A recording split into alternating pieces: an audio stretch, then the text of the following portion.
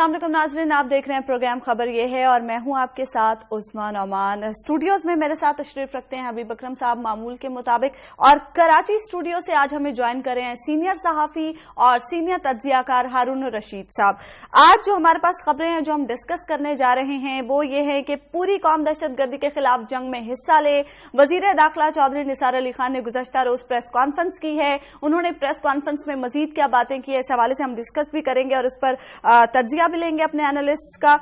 दूसरी खबर हमारे पास है कि फैसलाबाद जेल में 4 मजीद कैदियों को फांसी दे दी गई है। दहशतगर्दों को तख्ते-ए-दार पर लटका दिया गया है। इसके साथ साथ हम कल जो वर्किंग ग्रुप का 14 घंटे का तवील इजलास हुआ है उस हवाले से भी डिस्कस करेंगे।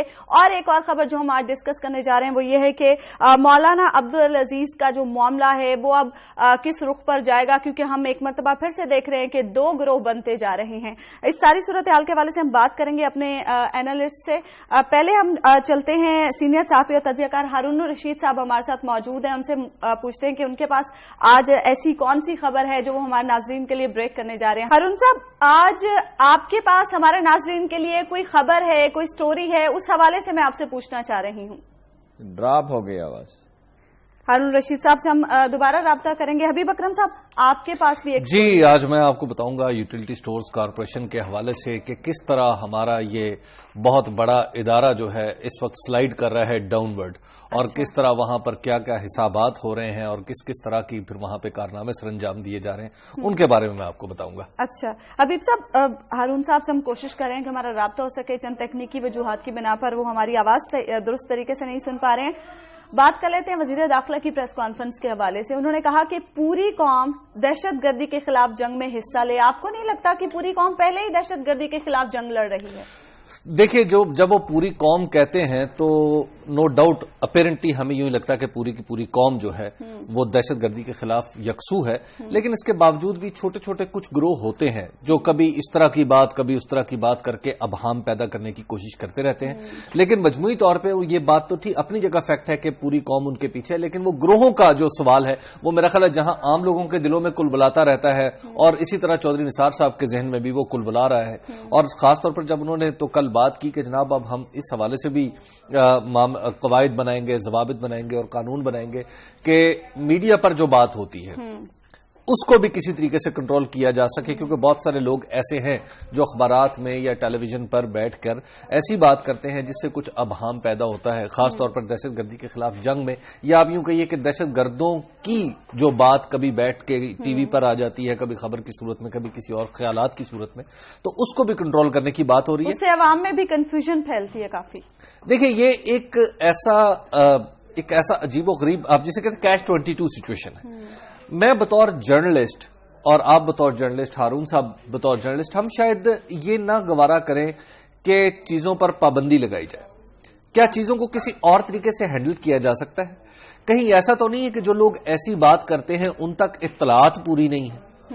अगर तो इत्तलात उन तक पूरी हैं, हम इस जंग में ये भी देख रहे हैं कि हुकूमत की तरफ से जो इत्तलात का जो चैनल है वो बहुत छोटा सा है, बहुत छोटा सा पाइप है जिससे इंफॉर्मेशन छिंच आती है और कतरा कतरा टपकती रहती है।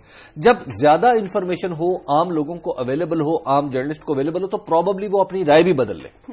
जब हुकूमत की सतह से इंफॉर्मेशन का फ्लो जो है ना, उसको भी देखने की जरूरत है कि जब भी इस तरह के कवानीन बनाएं तो वो ये भी जहन में रखें कि हमारा जो फ्लो ऑफ इंफॉर्मेशन है वो कैसा है टुवर्ड्स जर्नलिस्ट। अच्छा, ये बड़ा इंपॉर्टेंट। उन्होंने ये भी कहा कि मीडिया जो है वो गले काटने वालों की तशहीर ना करे। गले काटने वालों की तशहीर मीडिया कैसे कर रहा है? देखिए, किस्सा माजी है। जो बात उन्हें बहुत देर में याद आई है वो किस्सा माजी है। माजी में ऐसा होता रहा है कि कुछ लोगों के इंटरव्यूज भी आए, कुछ लोगों के साथ फोन पर भी बातचीत की, और कुछ हमारे जो दोस्त सहाफी हैं उनका तो कैरियर इस बुनियाद पर था कि उनका ताल्लुक जो है वो उन लोगों के साथ है, वो उनसे बात की कर दिया करते थे। बहुत सारे टेलीविजन पे उनकी बाकायदा इस तरह की फिल्में चली कि जनाब, नॉट दुनिया टीवी, डॉक्यूमेंट्रीज चली कि किस तरह वो ट्रेनिंग कर रहे हैं, किस तरह वो और काम कर रहे हैं। अच्छा हबीब साहब, आपको नहीं लगता कि ایسا کرنا شاید میڈیا کی بھی مجبوری ہے, لوگوں کو انہوں نے دکھانا ہے کہ دوسری جانب سے کیا موقف سامنے آ رہے ہیں. ہم تو ہر ایک کا موقف دکھاتے ہیں نا. دیکھیے یہ اتنی سادہ بات نہیں ہے, یہ کوئی دو موقف کی بات نہیں ہے کہ ایک موقف ہے حکومت کا اور ایک موقف ہے کسی اور کا. یہاں پہ ہمیں یہ ذہن میں رکھنا ہے کہ ایک موقف ہے اسٹیٹ کا اور ایک موقف ہے اینٹی اسٹیٹ ایلیمنٹ کا. تو جب ہم اسٹیٹ اور اینٹی اسٹیٹ کا درمیان مقابلہ کریں گے تو پھر ہم یہ موقف نہیں دے سکتے. پھر ہمیں ماننا پڑے گا کہ ہم ایک اسٹیٹ کے شہری بھی ہیں, ہم ایک آئین اور دستور کے تابع زندگی گزار رہے ہیں, ہم کچھ قوانین کی پابندی بھی کریں. تو لہٰذا ہمیں یہ بات ذہن میں رکھنی پڑے گی. تو جو اسٹیٹ اور اینٹی اسٹیٹ کی بات ہے اس میں یہ سوال پیدا نہیں ہوتا, اور اس میں کسی حد تک میں عرض کروں کہ اسٹیٹ کا جو کام ہے, اگر اسٹیٹ چاہے تو کوئی اس طرح کی ریگولیشنز بنائے, لیکن پھر ان کی امپلیمنٹیشن بھی کرے اور پھر ان کو باقاعدہ مشاورت سے بنائے. یعنی بہت ساری آرگنائزیشنز موجود ہیں. ہم کوشش کریں کہ ہارون رشید صاحب سے بھی ہمارا رابطہ ہو سکے, لیکن یہاں پر ہم ایک بریک لیتے ہیں اور بریک کے بعد ہم واپس آئیں گے تو اسی حوالے سے اپنی ڈسکشن کو جاری رکھیں گے.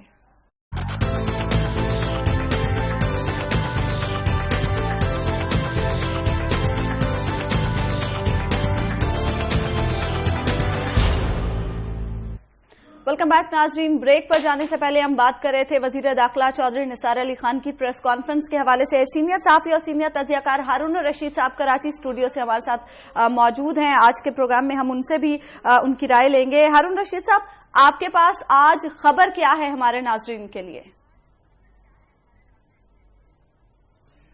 دیکھیے, خبر ایک تو یہ ہے کہ سمجھوتا تقریباً ہو چکا ہے. تحریک انصاف کے ایک لیڈر سے کل میری بہت دیر تک بات ہوئی کہ 75 منٹ کی. یہ طے ہے, دونوں فریقین نے طے کر لیا, تحریک انصاف نے اور نون لیگ نے, وہ لازماً معاہدہ کریں گے. اور انہوں نے مجھ سے یہ کہا کہ اگر آدھ گھنٹہ اور اجلاس جاری رہتا تو دستخط ہو جاتے اس پہ. اچھا, اس کا مطلب یہ ہے کہ عدالتی کمیشن بن جائے گا.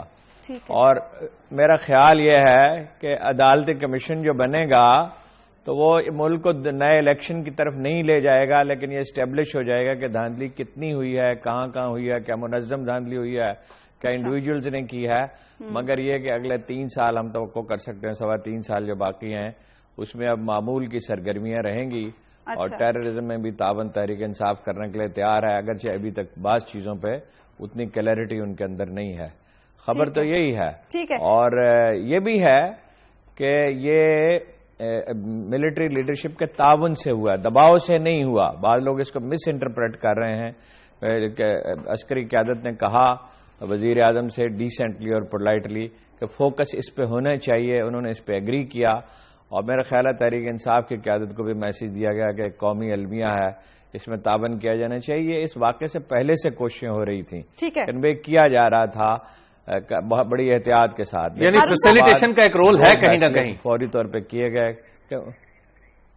جی ڈیفینیٹلی رول کیا ہے, انہوں نے یعنی یہ نہیں کہنا چاہیے کہ دباؤ ڈالا, قطعاً دباؤ نہیں ڈالا ہے, قائل کیا, دونوں کو توجہ دلائی. اچھا, اس سے پہلے بھی, لیکن اس کے بعد تو ویسے قوم کا بہت دباؤ آ گیا. ہارون صاحب, اس حوالے سے ہم مزید ڈسکس کریں گے آپ سے, لیکن ابھی ہم ڈسکس کریں گے وزیر داخلہ نے جو گزشتہ روز پریس کانفرنس کی ہے اور انہوں نے کہا ہے کہ پوری قوم دہشت گردی کے خلاف متحد ہو جائے, اور ساتھ ہی ساتھ انہوں نے یہ بھی کہہ دیا ہے کہ میڈیا گلے کاٹنے والوں کی تشہیر نہ کرے. آپ کو نہیں لگتا کہ پوری قوم پہلے ہی دہشت گردی کے خلاف متحد ہے؟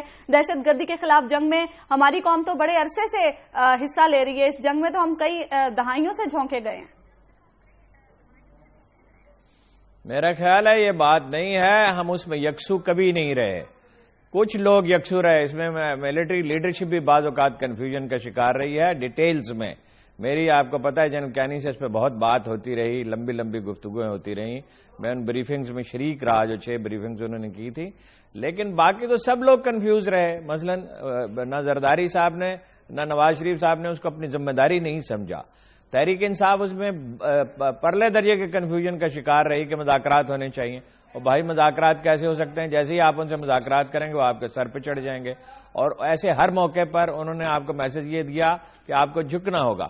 رہی مذہبی جماعتیں تو وہ آج بھی کنفیوژن کا شکار ہیں. یعنی کل جو سراج الحق صاحب نے کہا کہ یہ مغرب سازشیں کر رہا ہے. مغرب کیا سازشیں کر رہا ہے بھائی؟ دشمن تو دشمن ہوتا ہے.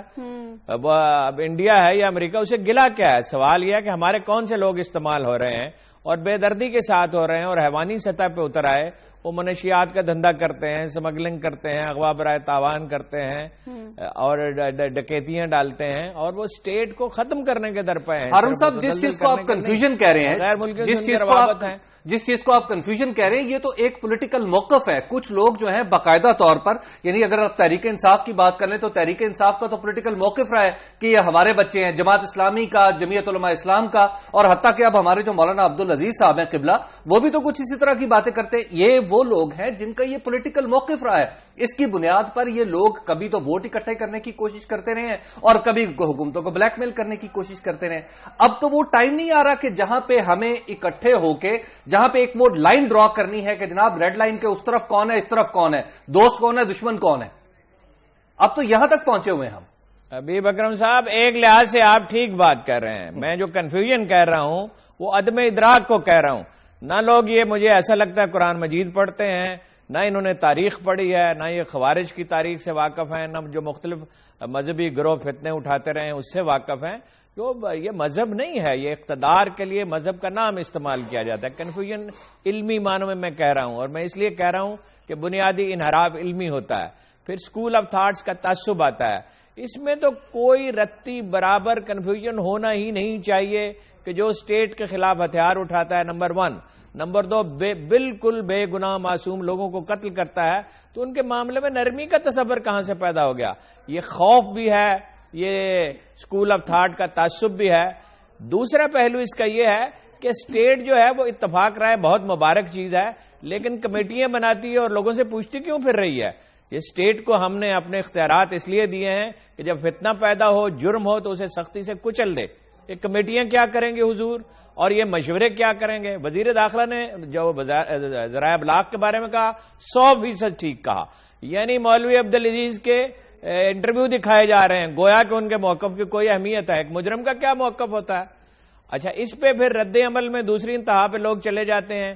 کل ایک پروگرام میں نے دیکھا کہ مذہبی جماعتوں کے خلاف ایک صاحب نے مورچہ لگا رکھا ہے اور پرانے ان کے جو موقف ہیں وہ دکھا رہے ہیں. ہم ان کے آج کے موقف پر بات کریں گے. اگر آج وہ غلط بات کریں گے تو انہیں ٹوکیں گے اور ریاست سے کہیں گے کہ جہاں ضروری ہو کارروائی بھی کرے.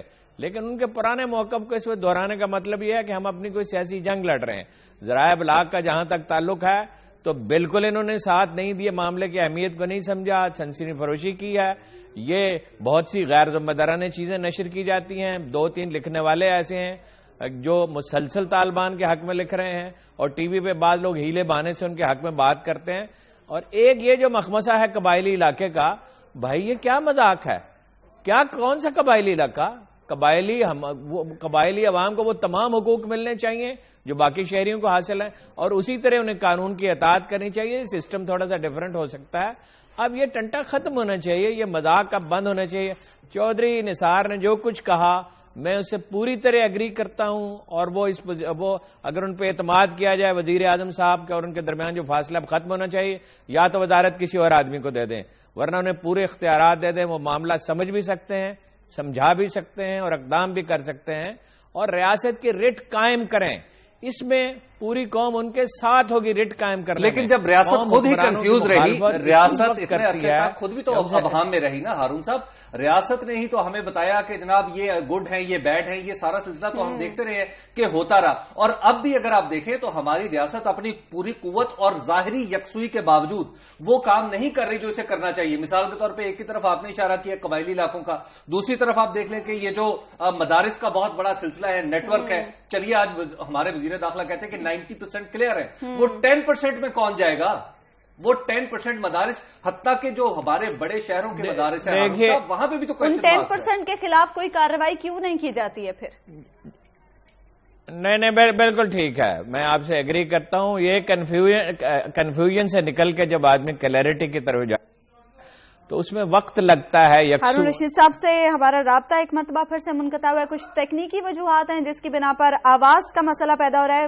حبیب صاحب، ہم جو بات کر رہے تھے اس حوالے سے ہم مزید بھی اپنی ڈسکشن کا سلسلہ جاری رکھیں گے، لیکن یہاں پر لیتے ہیں بریک.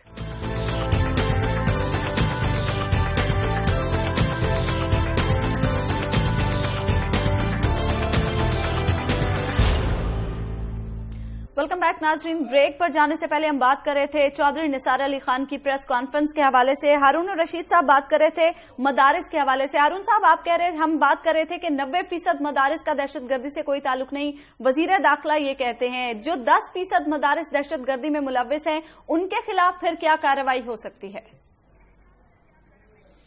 देखिए, ये इंटरप्रिटेशन ही गलत है कि 90% मदारिस में कुछ नहीं है और 10% में है। बहुत किसी मदरसे में कोई एक आदमी है जो ऐसा है, कहीं 2 ऐसे आदमी हैं, कहीं इंतजामिया उसमें मुलव्वस है, और ये ठीक है उनकी तादाद कम है, लेकिन जिस नजरिए को वो फरोग दे रहे हैं, जिस कबायली इस्लाम को और जिस तरह तालिबान को वो ग्लोरीफाई करते रहे हैं, वो तो एज ए होल गलत है। उनकी मॉनिटरिंग भी होनी चाहिए और उनकी रजिस्ट्रेशन भी होनी चाहिए और ये मालूम होना चाहिए वहां क्या पढ़ाया जा रहा है। और हुकूमत, अगर कोई और हाल नहीं है तो फिर हुकूमत उनका कंट्रोल संभाले, उनको आज़ादी पूरी हो और शहरियों की कमेटियां बने। ये तो नहीं हो सकता कि मसाजिद में और मदारस में आप नफरत की कन्फ्यूजन फैला रहे हो, नफरत की तालीम दे रहे हो और मुल्क पुरअमन हो जाए। एक बात मैं मजहबी लीडरशिप से ये कहना चाहता हूं, ये मदारस की जो क़यादत है और ख़ास तौर पर सराजुल हक से और जमात इस्लामी की मजलिस आमला से, कि तहरीक पाकिस्तान में यही गलती आप लोगों ने की थी। आपकी समझ में नहीं आया था कि कौम मुत्तहिद हो गई है। कौम उतनी ही बल्कि उससे ज्यादा मुत्तहिद हो गई है।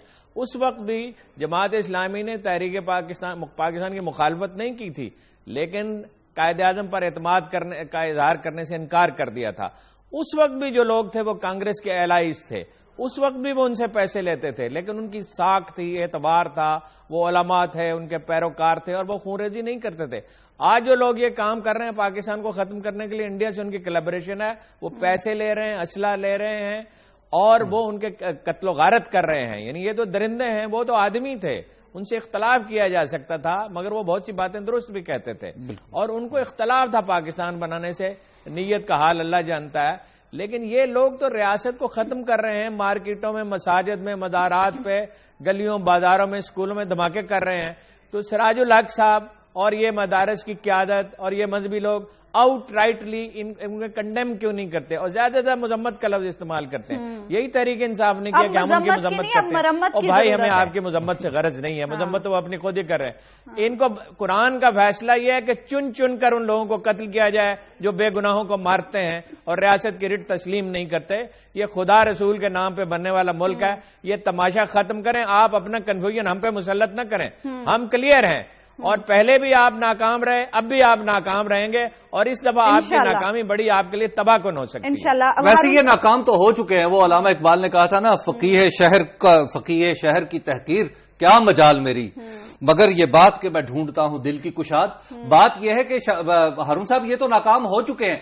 केपीके में इनका कला कमा हो चुका है। 2013 के इलेक्शन में इन्हें 2-2 हजार वोट नहीं किसी जगह पे मिले, तो लिहाजा अब ये नाकाम तो हो चुके हैं। अब तो ये आखिरी आप यूं कहिए कि हिचकियां हैं, चिराग दमे फहरी साहब।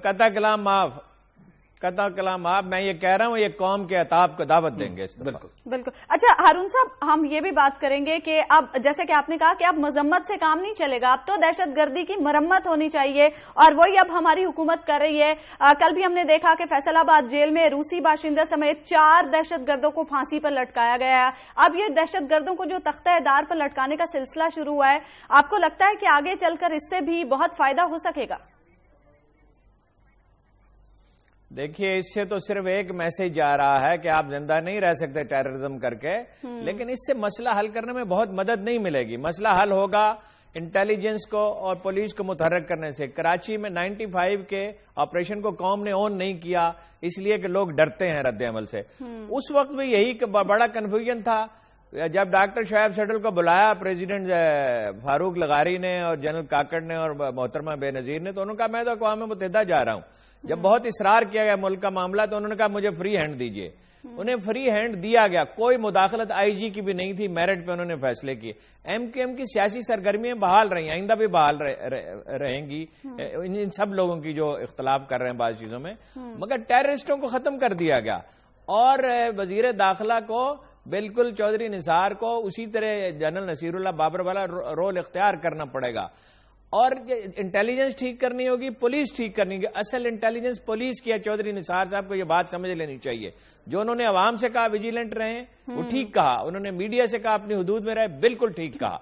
रियासत अब अपना हुक्म नाफिज करे, कानून को नाफिज करे। अगर ये कर लेंगे تو میں آپ کو یقین سے کہتا ہوں کہ سری لنکا کی طرح یہاں وجود ہی نہیں رہے گا ٹیررزم کا.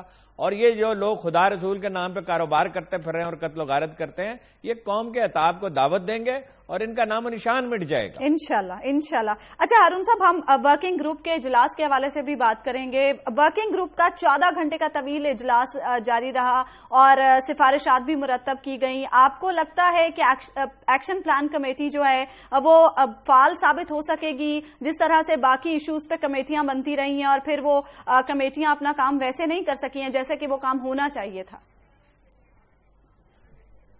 مجھے تو یہ خیال ہی نہایت مذکر خیز لگتا ہے. میں اس سے بھی زیادہ سخت لفظ استعمال کرنا چاہتا ہوں. Committee what committee? حکومت ہم نے بنائی کس لیے ہے کہ وہ قانون نافذ کرے اور مجرموں سے ڈیل کرے جہاں جس چیز کی ضرورت ہے.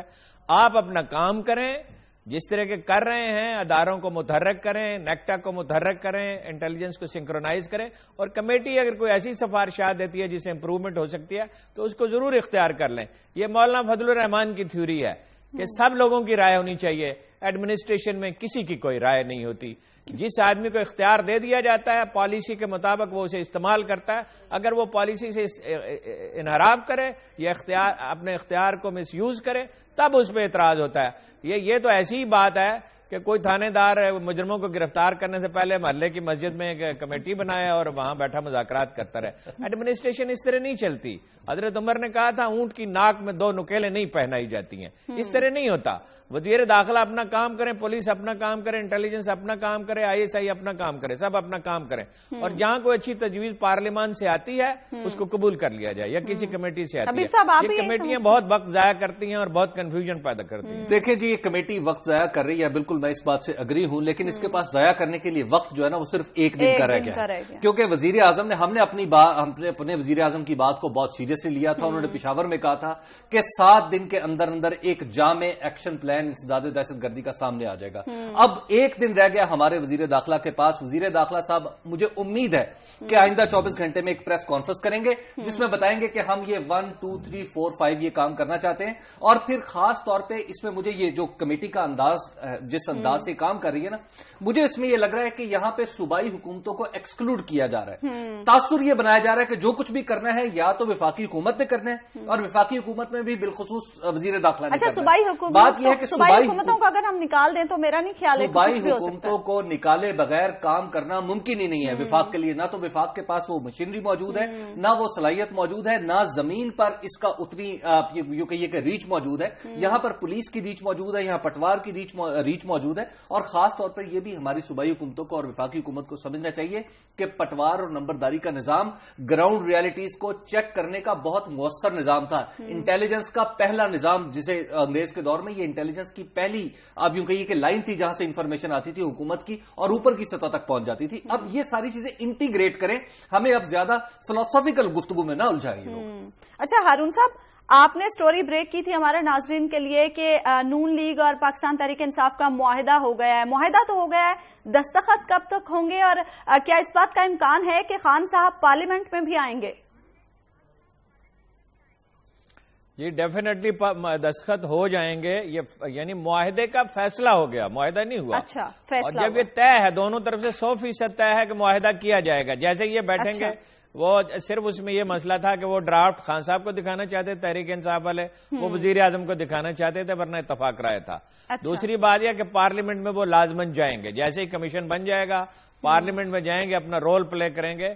اور میرا گمان یہ ہے کہ جن سیٹوں پہ دھاندلی ہوئی اسٹیبلش ہوگا اس پہ الیکشن ہوں گے اور تحریک انصاف کی سیٹیں بڑھ جائیں گی اور وہ ایوان میں بھی قائد حزب اختلاف ہوں گے عمران خان. ایک بات میں یہ کہنا چاہتا ہوں جو کل سے بڑا ایشو بنا ہوا ہے، یہ الطاف حسین صاحب نے بڑی غلط بات کی کہ جی مسجد کو گرا دیا جائے. اور بھائی یہ مسجد ہمارے پیسے سے بنی ہے، سرکاری مسجد ہے، عوام کے خون پسینے کی کمائی ہے. اس آدمی کو اٹھا کے باہر پھینکیں، یہ سرکاری ملازم ہے اور وہاں کسی ایسے شخص کو لگائیں جو سیاست پہ گفتگو نہ کرا. ویسے تو سب مساجد میں ایسے لوگ ہونے چاہیے، چاہے وہ سرکاری ہوں یا غیر سرکاری ہوں. سرکاری مساجد چند درجن ہی ہوں گی جس میں کوئی فرقہ وارانہ گفتگو نہ ہو. مسجد کیوں گرائی جائے جی؟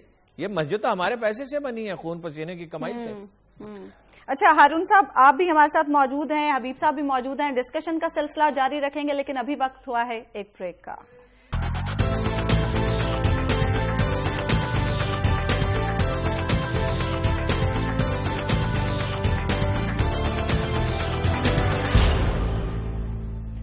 ویلکم بیک ناظرین. بریک پر جانے سے پہلے ہم بات کر رہے تھے کہ پاکستان تحریک انصاف اور نون لیگ میں معاہدے کا فیصلہ تو ہو گیا ہے, دستخط بھی جلد ہی ہو جائیں گے اور پھر امید ہے کہ خان صاحب پارلیمنٹ میں بھی آئیں گے. حبیب صاحب, آپ اس حوالے سے کوئی سوال کرنا چاہتے ہیں؟ دیکھیں, میں تو ہارون صاحب میں آپ سے ایک سوال کرنا چاہ رہا ہوں. وہ یہ ہے کہ انتخابی اصلاحات جن کی یہ بات کر رہے تھے وہ بھی کیا اس معاہدے کا حصہ بنے گی یا نہیں بنے گی, کیونکہ اصل تو شور اس پہ تھا.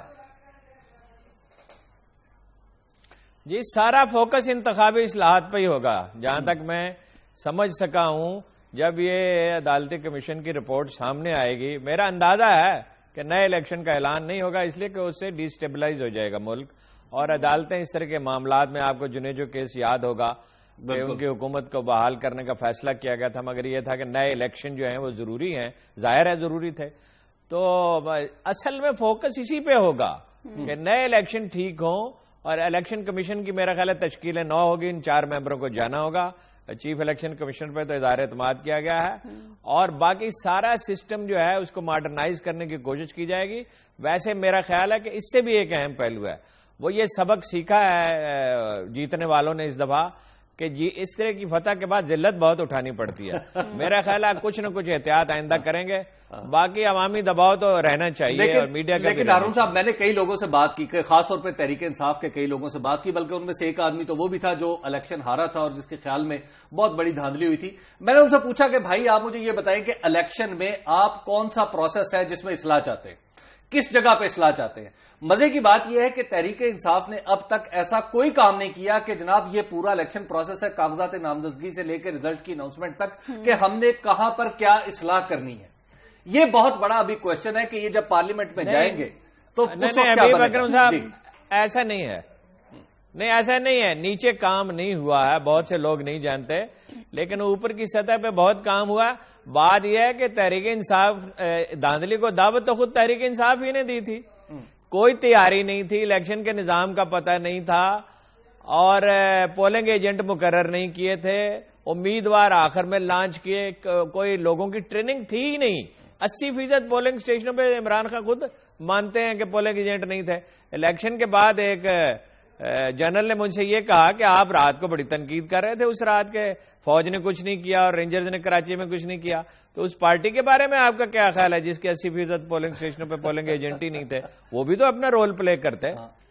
اور الیکشن کمیشن جو ہے وہ جانبدار تھا, اس میں کوئی شبہ نہیں. چیف الیکشن کمیشنر تو ویسے بیمار تھے اور ان کی میموری بھی کوئی ٹھیک سے کام نہیں کر رہی تھی, اور انہوں نے اسرٹ بھی نہیں کیا. اسرٹ تو جسٹس کیانی نے کیا اور غلط طور پہ کیا, اور یہ کہا کہ فوج کو کوئی رول نہیں دیا جائے گا. حالانکہ جب آپ انہیں بلاتے ہیں پولنگ اسٹیشنوں پہ تو پھر اتنا رول تو ہونا چاہیے کہ دھاندلی ہو تو صاحب یہ بات بھی آئی تھی, اس وقت یہ بات بھی سامنے آئی تھی کہ 72-75 ہزار پولنگ اسٹیشنز کے اوپر اگر 6-6 آدمی بھی لگائے جائیں تو پوری فوج تو اس میں چلی جائے گی.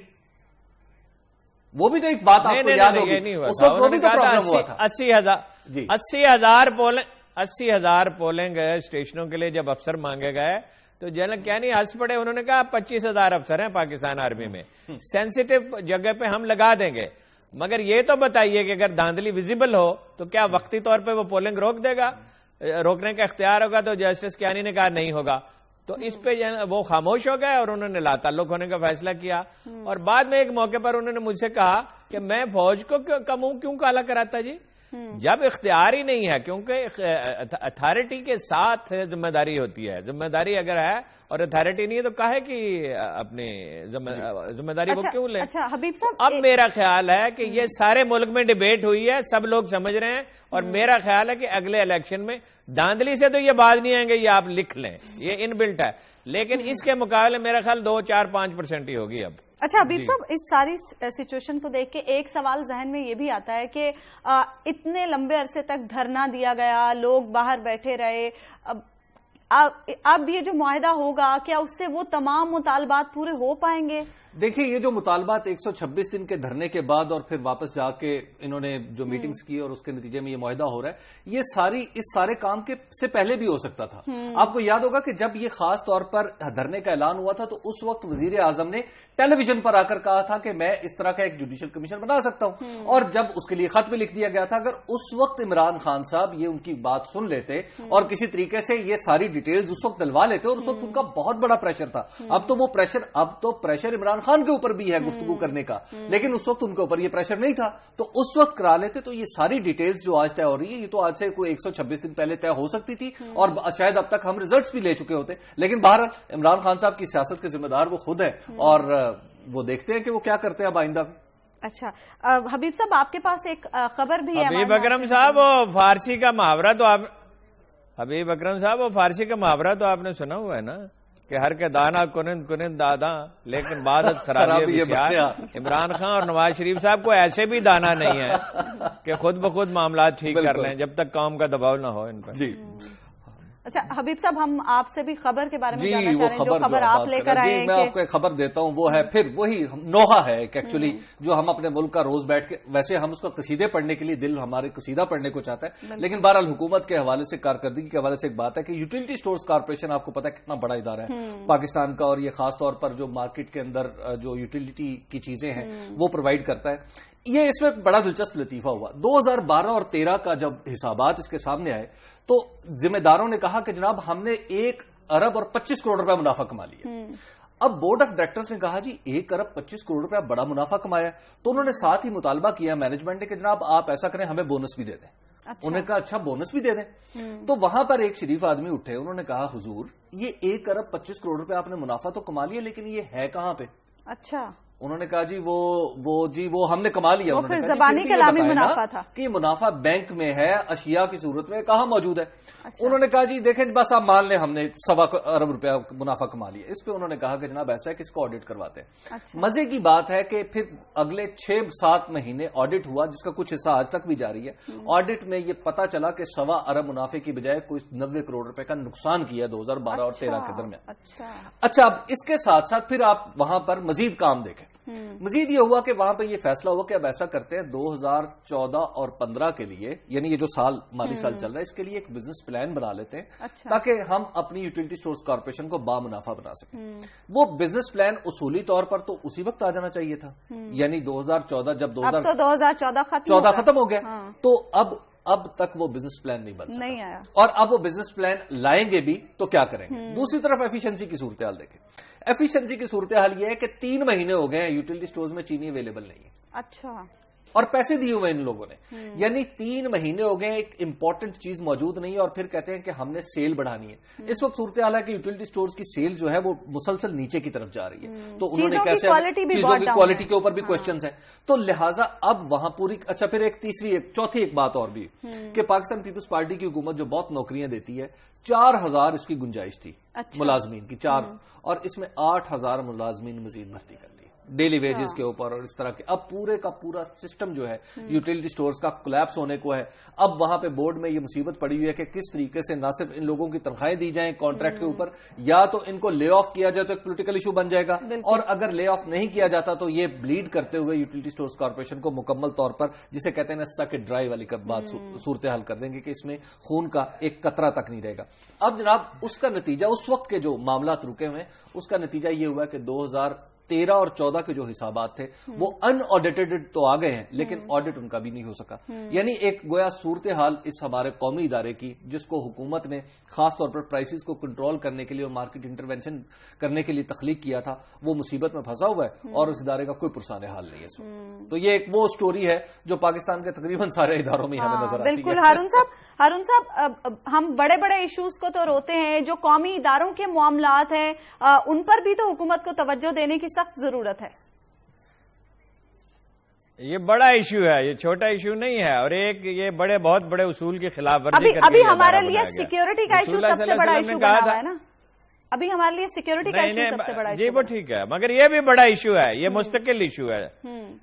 رسول اللہ صلی اللہ علیہ وسلم نے فرمایا تھا کاروبار حکومت کا کام نہیں ہے, اور یہ قیامت تک اس کو ٹھیک نہیں کر سکتے. وقتی طور پر شاید منافع میں بھی چلا جائے اگر دباؤ ہو, لیکن حکومت نہیں کر سکتی یہ کام. اس کو پرائیویٹائز کریں, کسی کنٹریکٹر کو دے دیں, اور کوئی اس سے پیسے لینے کی ضرورت نہیں ہے, مینجمنٹ اس کو دے دیں, اس کو پرائیویٹ کا شیئر دے دیں 10%, 12%, 15%, کوئی اچھی ریپوٹیشن کی کمپنی ہو، یہ اگلے سال آپ کو اس میں خسارہ ہو سکتا ہی نہیں ہے، اس لیے کہ جس بھاؤ چیزیں بیچی جاتی ہیں اسے کم از کم 15-20% کم پہ خریدی جاتی ہیں، اگلے سال آپ کو 2-3 ارب روپے کوئی نہ منافع وہ کما دیں گے۔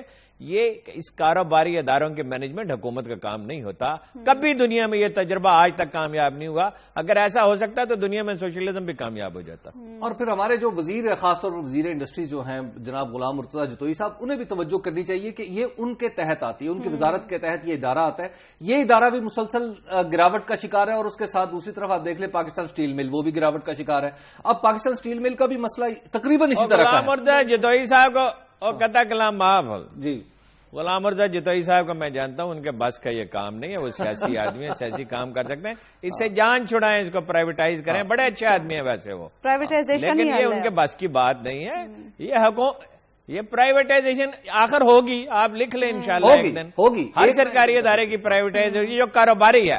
حکومت کا یہ کام ہی نہیں ہے، حکومت کا کام ہوتا ہے law and order, tax collection, حکومت کا یہ کام ہی نہیں ہے، حکومت کے دو بنیادی کام ہیں۔ لیکن ہارون صاحب ہم تو ان کے ساتھ جذباتی سی باتیں منسلک کر لیتے ہیں، البتہ مارکیٹ انٹرونشن کا جو آپ کا نظریہ ہے ختم ہو گیا، کوشش کریں گے کہ ہم مزید بھی اس حوالے سے آنے والے پروگرامز میں ڈسکس کر سکیں۔ اب آج تک کے لیے ہمارے پروگرام کا وقت ختم ہو گیا۔ ہارون صاحب بہت شکریہ، آپ نے ہمیں کراچی اسٹوڈیو سے جوائن کیا، اور حبیب صاحب آپ کا بھی بہت شکریہ کہ آپ یہاں سے موجود رہے۔ کل آپ سے ملاقات ہوگی کچھ نئی خبروں کے ساتھ، نئے تجزیوں کے ساتھ، تب تک کے لیے اللہ حافظ۔